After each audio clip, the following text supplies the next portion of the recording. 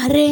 అసలు నేనైతే మీషోలో ఇంత మంచి షూ కిడ్స్‌వి అవి గూడా ఇంత క్యూట్‌గా ఉంటాయని నేనైతే అస్సలు ఎక్స్‌పెక్ట్ చేయలేదు. ఫస్ట్ చూడంగానే అవునా!